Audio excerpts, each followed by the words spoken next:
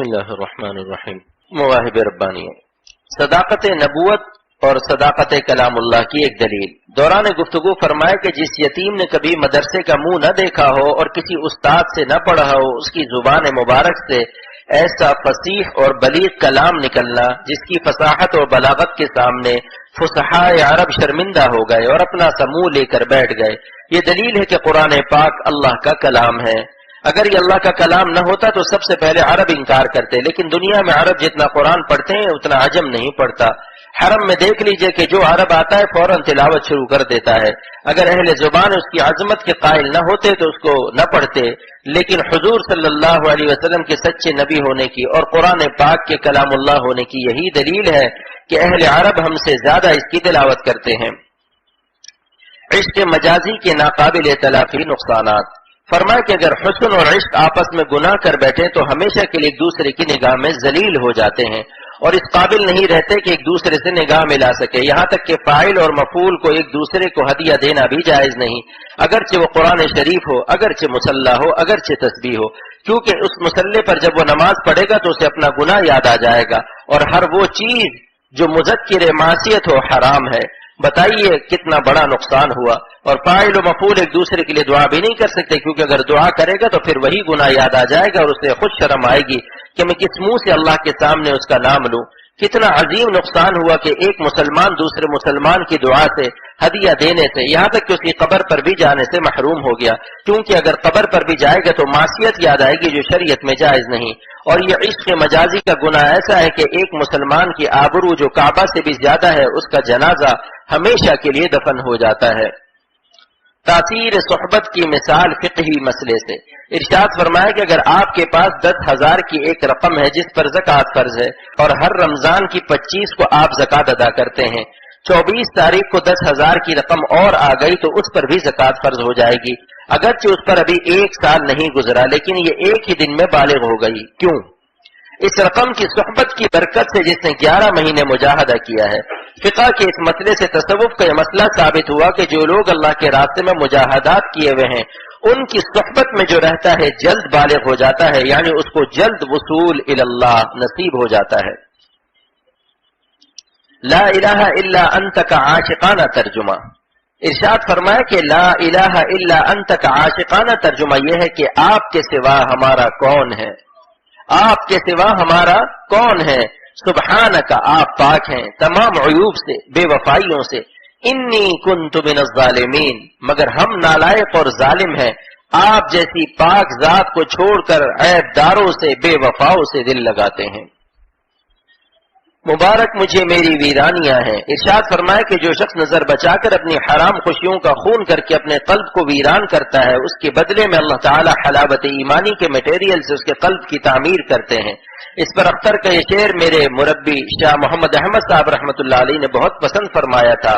تیرے ہاتھ سے زیر تعمیر ہوں میں، تیرے ہاتھ سے زیر تعمیر ہوں میں، مبارک مجھے میری ویرانیاں ہیں، مبارک مجھے میری ویرانیاں ہیں۔ نسبت مع اللہ کی لذت بے مثل۔ ارشاد فرمائے کہ نظر بچا کر اپنے دل کو اللہ پر فدا کر دو۔ جو اللہ ساری کائنات کی لیلاؤں کو نمک دے سکتا ہے، وہ اللہ جب اپنی تجلیات خاصہ کے ساتھ آپ کے قلب میں آئے گا تو قلب میں ساری لیلاؤں سے بے نیازی پیدا ہو جائے گی اور بادشاہوں کے تخت و تاج آپ کو نیلام ہوتے ہوئے نظر آئیں گے، بلکہ آپ کہیں گے کہ یہ تخت و تاج سلاطین کیا بیچتے ہیں، سورج اور چاند کی روشنی کیا بیچتی ہے۔ جب مولائے کائنات دل میں آئے گا تو ساری کائنات نگاہوں سے گر جائے گی۔ میں اس بلد امین میں واللہ کہتا ہوں کہ دونوں جہاں سے زیادہ مزہ وہ دل پاتا ہے جس دل میں وہ مولائے کائنات آتا ہے۔ وہ شاہ دو جہاں جس دل میں آئے، وہ شاہ دو جہاں جس دل میں آئے، مزے دونوں جہاں سے بڑھ کے پائے، مزے دونوں جہاں سے بڑھ کے پائے۔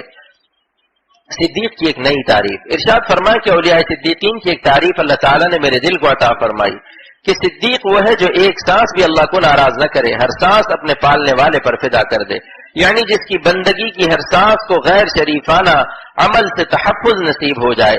یہ محبت کا کتنا اونچا مقام ہے کہ اپنے انفاس حیات، اپنی زندگی کی ہر سانس کو اللہ پر فدا کر رہا ہے اور ایک سانس بھی اپنے مالک کو ناراض نہیں کرتا، اور کبھی خطا ہو جائے تو رو رو کر اپنے آنسوؤں سے سجدہ گاہ کو تر کر دیتا ہے، وہ صدیق ہے۔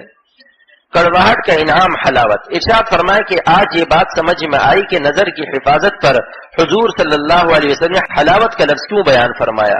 یجد فی قلبہ حلاوتہ، چونکہ نظر بچانے میں نفس کو انتہائی کرواہٹ محسوس ہوتی ہے، لہذا اس کرواہٹ کا انعام حلاوت ہے۔ کڑوی چیز کھا کر فوراً میٹھی چیز کی خواہش ہوتی ہے۔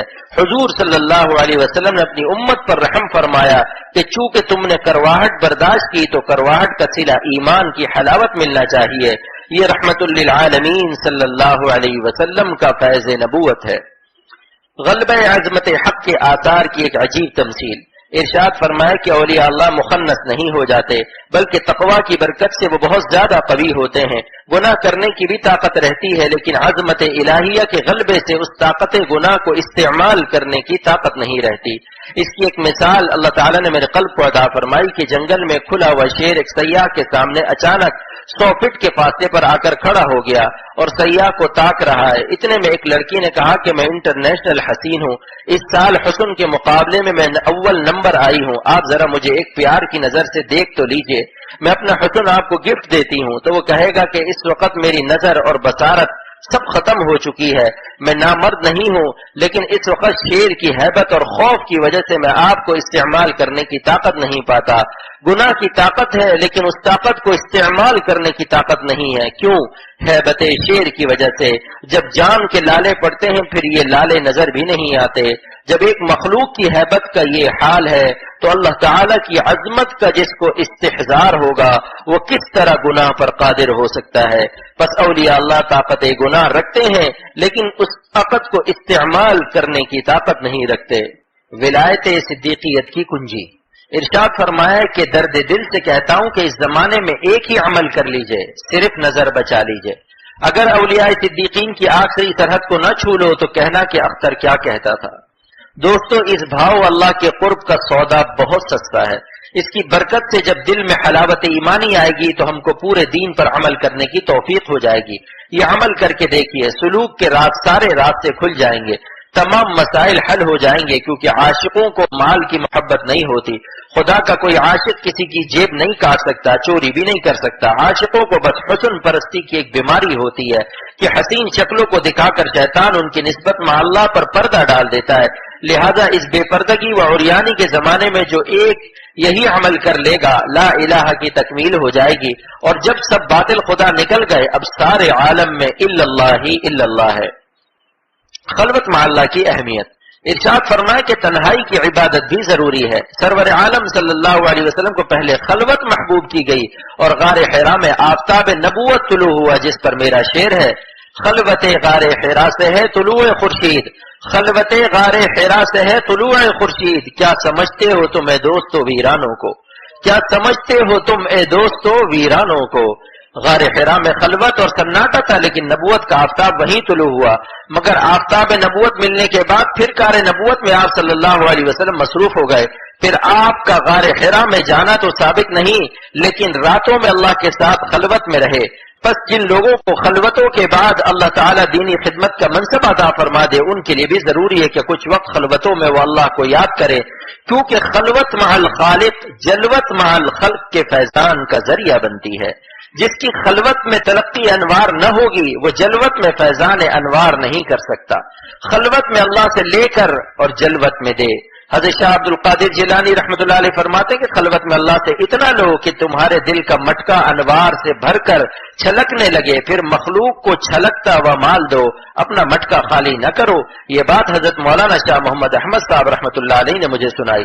بعض لوگ رات دن مخلوق کے ساتھ تبلیغ میں مصروف رہتے ہیں، لیکن اللہ کو خلوت میں یاد نہیں کرتے، ان کی تبلیغ میں برکت نہیں ہوتی۔ لہذا ہر شیخ کے لیے خلوت بھی بہت ضروری ہے۔